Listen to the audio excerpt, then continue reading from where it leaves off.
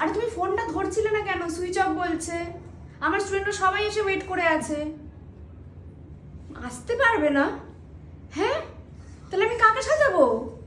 কাকে সাজিয়ে দেখাবো ওদেরকে? আমার সব স্টুডেন্টরা এসে বসে আছে তোমার জন্য ওয়েট করে। এই জিনিসটা কিন্তু তুমি ঠিক করলে না। রাখো ফোনটা। মডেল তো আসবে না, ক্যান্সেল করে দিল। এবার কি হবে? আমার স্টুডেন্টগুলো সবাই বসে আছে, আমি কাকে সাজাবো বলো তো? কি করি বলো, তোমরাই বলো এবার কি করা যায়। আমাদের মধ্যে কাউকে একটা সাজিয়ে নিই।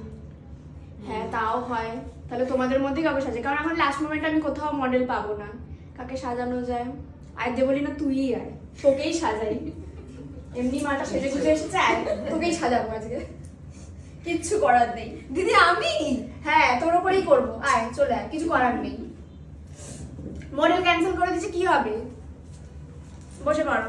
তো আমার মডেল ক্যান্সেল করে দিয়েছে। এইটা আমার স্টুডেন্টকে আজকে আমি সাজাচ্ছি, কারণ লাস্ট মোমেন্টে আমি এখন কোথাও মডেল পাবো না, আর এত টেনশন আমি নিতে পারছি না।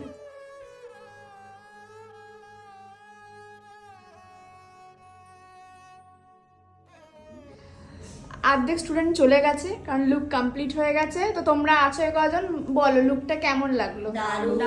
কিছু কি মনে হয়েছে? স্টুডেন্ট কি বলছে? হ্যাঁ বলো, তোর কেমন লাগলো সেজে বল। ভালো লেগেছে, ভালো লেগেছে। আর তোমরা বলো, একদমই কি মনে হয়েছে যে মডেল নেই যার জন্য লুকটা কোনোভাবে খারাপ হয়েছে বা কিছু? সেটা মনে হয়নি, ও মডেলের থেকেও ভালো এক্সপ্রেশন দিচ্ছে।